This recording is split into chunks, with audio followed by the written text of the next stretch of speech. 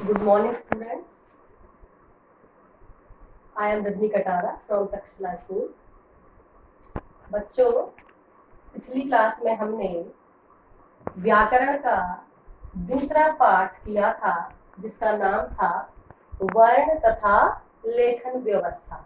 वर्ण विचार का ही ये पाठ है, वर्ण तथा लेखन व्यवस्था। पिछली क्लास में हमने पढ़ा था वर्ण किसे कहते हैं, स्वर, व्यंजन और आगत ध्वनियां। आज हम करेंगे अनुस्वार, अनुनासिक, विसर्ग और रा के रूप।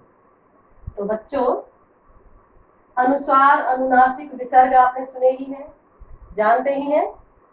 अनुस्वार जो अक्षर के ऊपर बिंदु लगा होता है, ऐसे उसे कहा जाता है अनुस्वार। और अनुनासिक चांद बिंदु जो लगता है उसे कहा जाता है अनुनासिक। और विसर्ग अक्षर के बाद जो दो बिंदु लगते हैं उन्हें कहा जाता है विसर्ग। तो आज मैं आपको अनुस्वार, अनुनासिक और विसर्ग समझाऊंगी। सबसे पहले तो ध्यान से देखिए, अनुस्वार क्या है। अनुस्वार नासिक्य व्यंजन है। अनुस्वार नासिक्य व्यंजन है और इसका चिन्ह है बिंदु, जो हम अक्षर के ऊपर लगाते हैं, वर्ण के ऊपर लगाते हैं। समझ में आया। और अनुनासिक क्या है, नासिक्य स्वर है। दोनों में अंतर क्या है, समझ में आया कि अनुस्वार जो है वो है नासिक्य व्यंजन और अनुनासिक है नासिक्य स्वर। दोनों को ही बोलने में वायु नाक और मुख से बाहर निकलती है। तो अनुस्वार और अनुनासिक समझ में आया। उसके बाद है विसर्ग।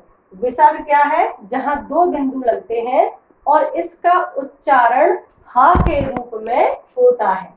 जैसे हम बोलते हैं, मान लो ये है प्रात है, अगर मैं ये लिखूं और ये विसर्ग लगा दिया तो प्रात के बाद विसर्ग को हम हा के उच्चारण में बोलेंगे, जिसे कहते हैं प्रातः। मतलब इसका उच्चारण हा होगा। तो समझ में आया कि विसर्ग का उच्चारण होता है ह, साउंड ह आती है, प्रातः। और जैसे और एग्जांपल हम देखें, अत के बाद विसर्ग लग गया तो क्या हो गया, अतः। हम यहाँ पर हा नहीं लगाते, लेकिन हा का उच्चारण आता है, उसका साउंड आता है। तो प्रातः, अतः ये विसर्ग होते हैं। अनुस्वार आपको अभी बताया बिंदु होता है, यह नासिक्य व्यंजन होता है। ये जो हमारे पंचम वर्ण होते हैं, स्पर्श व्यंजन होते हैं 25, ये आप जानते हैं। तो स्पर्श व्यंजन का जो आखिरी अक्षर होता है, पांचों वर्गों का आखिरी अक्षर, उसे पंचम वर्ण कहा जाता है। जैसे क वर्ग का क ख ग घ ञ, च छ ज झ,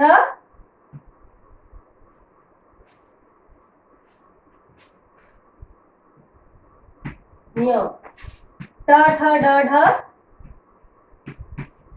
त थ द ध न, और प फ ब भ म। तो देखो, जो हमारे स्पर्श व्यंजन होते हैं का से लेकर मा तक के, इसमें जो हमारा हर वर्ग का आखिरी अक्षर मतलब पांचवा अक्षर जो होता है उसे पंचम वर्ण कहा जाता है। और यही हमारा नासिक्य भी होता है। इसके स्थान पर जब इन वर्णों का प्रयोग हम करते हैं, लेकिन जब आधा प्रयोग करते हैं तो नासिक्य व्यंजन में ये अनुस्वार की जगह लगाए जाते हैं, या ये कह सकते हैं कि इनकी जगह अनुस्वार का प्रयोग होता है। कैसे, देखो एक बार, जैसे गंगा, ये शब्द लिखा हुआ है। अब देखो, जहां हमने अनुस्वार लगाया हुआ है, इसके बाद वाला अक्षर क्या आ रहा है, ग। और गा कौन से वर्ग में आता है, पहले वर्ग में। तो बोलकर देखो, क ख ग घ ञ। तो ये वाला गंगा हम ऐसे लिखते हैं अनुस्वार लगा के, लेकिन जब हम इसको पंचम वर्ण में लिखेंगे तो हम इसको ऐसे लिखेंगे। समझ में आया? उसके बाद पंडित, अब प फ ब भ म,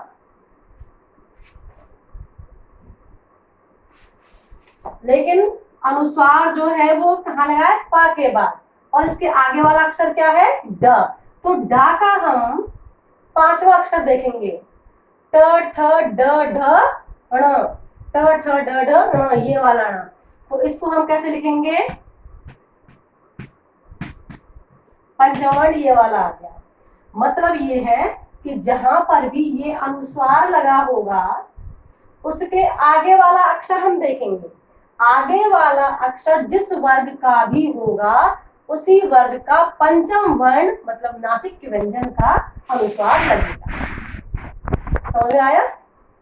अब जैसे हिंदी है, अब हिंदी को अगर हम करें तो अब देखो हा के ऊपर अनुस्वार लगाया हुआ है, अब इसके बाद वाला अक्षर क्या है? द।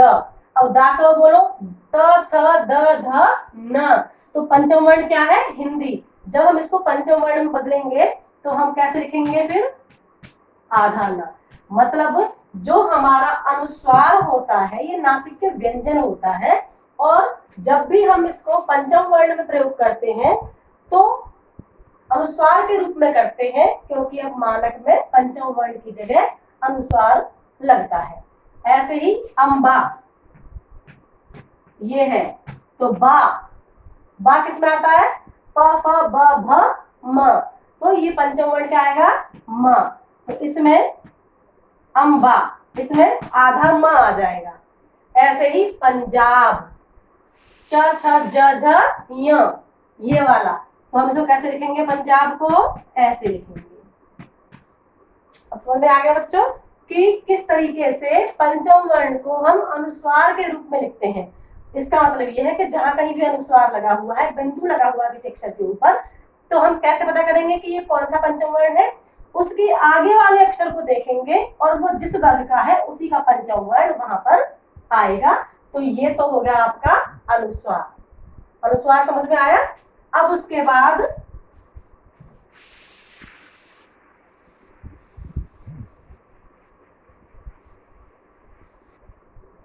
अनुनासिक। अनुनासिक का मतलब है चांद बिंदु, और अनुनासिक हमारा क्या है? नासिक्य स्वर। मतलब ये वे ध्वनियां हैं जिनके उच्चारण में वायु नाक और मुंह दोनों से निकलती है। तो अब ये नासिक्य स्वर है अनुनासिक, और अनुस्वार क्या था? नासिक्य व्यंजन। दोनों में डिफरेंस ध्यान से देखें। अनुस्वार था नासिक्य व्यंजन, इसमें बिंदु लगता है, और अनुनासिक है नासिक्य स्वर, इसमें चांद बिंदु लगता है, और विसर्ग है दो बिंदु, इसका उच्चारण हा की तरह होता है। अब अनुनासिक मतलब चांद बिंदु, तो चांद बिंदु जैसे मान लो ये शब्द हमने लिखा, अब इसमें चांद बिंदु कहाँ लगेगा? चांद बिंदु या बिंदु हमेशा खड़ी पाई के ऊपर ही आता है, तो ये हो गया सा। कुछ अक्षर ये शब्द ऐसे भी हैं जिनमें चांद बिंदु आता है, लेकिन अगर कोई मात्रा लगी हो तो उसमें फिर वो बिंदु नहीं आ जाता है। जैसे मान लो सिंचाई। सिंचाई क्या है? इसमें चांद बिंदु आना है, लेकिन मात्रा के साथ तो हम ऐसे चांद बिंदु नहीं लगाते ना कभी भी। तो जहां चांद बिंदु आना हो लेकिन मात्रा कोई लगी हो तो उस पर फिर हम बिंदु ही लगा देते हैं। तो अनुस्वार, अनुनासिक और विसर्ग समझ में आ गया। अब हम आगे करेंगे रा के विभिन्न रूप। रा जानते हो आप? दिखाई दे रहा है रा। अब इसको बोलने में इसके ही जैसे अनेक रूप हैं। जैसे एक होता है ऊपर जो लगता है उसे कहा जाता है रेफ, और एक होता है ऐसे और एक होता है ऐसे, इन दोनों को कहा जाता है पदेन। अब एक ये भी होता है ये, लेकिन ये क्या है? रा नहीं है, ये है री। क्या है? री। री से ऋषि, इसलिए उच्चारण में ध्यान देना। री से ऋषि है, इसका उच्चारण आता है री। क्या आता है इसका उच्चारण? री, र नहीं, री। री से ऋषि का उच्चारण मतलब साउंड आती है री। अगर मान लो हम लिख रहे हैं ऋचा, तो ऐसे तो नहीं लिखेंगे ना हम ऋचा, हम कैसे लिखेंगे? ऐसे लिखेंगे ऋचा, क्योंकि री से ऋषि वाला है ये। तो री से ऋषि का पता चल गया आपको। री से ऋषि का री साउंड होता है। उसके बाद अब हमें जो करना है वो है रा के रूप। अब ये सिंपल रा है। अब अगर हम ऐसे लिखें तो ये मात्रा आपको दिख रही है, मात्रा दिख रही है, ऊपर जा रही है। तो जो ये मात्रा ऊपर लगती है इसे कहा जाता है रेफ। क्या कहा जाता है? रेफ। और ये हमेशा याद रखना, जो मात्रा ऊपर आती है मतलब जो रेफ है ये आधी होती है, मतलब आधा रा। और आधा रा जब भी आता है तो इस ये बोलने में पहले आता है, लेकिन लगता आगे वाले अक्षर पर है। इसको बोलते देखो कर म। अब का के बाद रा की साउंड आ रही है तो ये रा आगे वाले अक्षर पर लगेगा, जो उसके बाद होगा कर्म। ये आधा रा होता है। दूसरा है आपका ये वाला और ये वाला, जैसे, और इन्हें कहा जाता है पदेन, मतलब ये अक्षर के पैर में लगते हैं, इसलिए ये क्या है? पदेन। जैसे प्रकाश या ट्रक। अब प्र, ये देखो पा है, पा के पैर में ये र लग गया। जहां पर भी ये दोनों आते हैं पदेन वाले र, वो र पूरे होते हैं।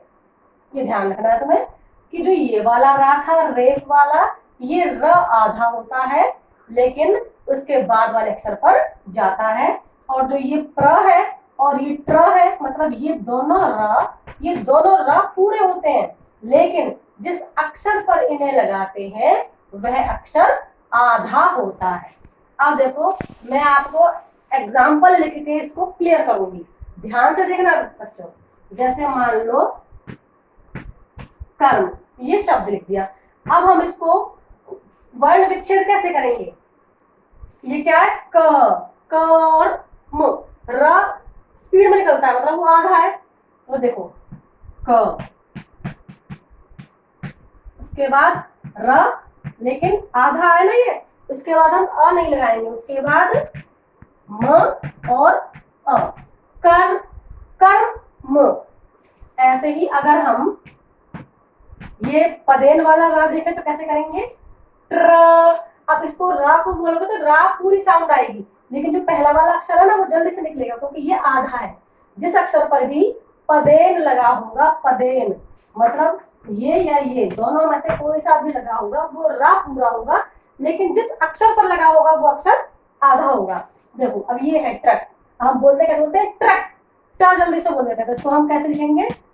ट्र। अब ये आधा टा हो गया तो इसमें रा लगा हुआ है और इसमें रा पूरा है, इसलिए ये आ गया ट्रक। ऐसे ही हम अगर लिखते हैं प्रकाश, तो हम कैसे कहेंगे? प्र। रा की साउंड पूरी आएगी, पा की आधी, क्योंकि पदेन लगा हुआ है और जहां पदेन लगता है वहां रा पूरा होता है। तो कैसे बन जाएगा? प्र का श, प्रकाश। तो समझ में आए रा के रूप? सबको समझ में आ गए? तो आज हमने क्या किया? दूसरा पाठ जो था वर्ण तथा लेखन व्यवस्था। इसमें वर्ण, स्वर, व्यंजन, आगत ध्वनिया। आगत ध्वनिया याद है? ओ, ज, फ।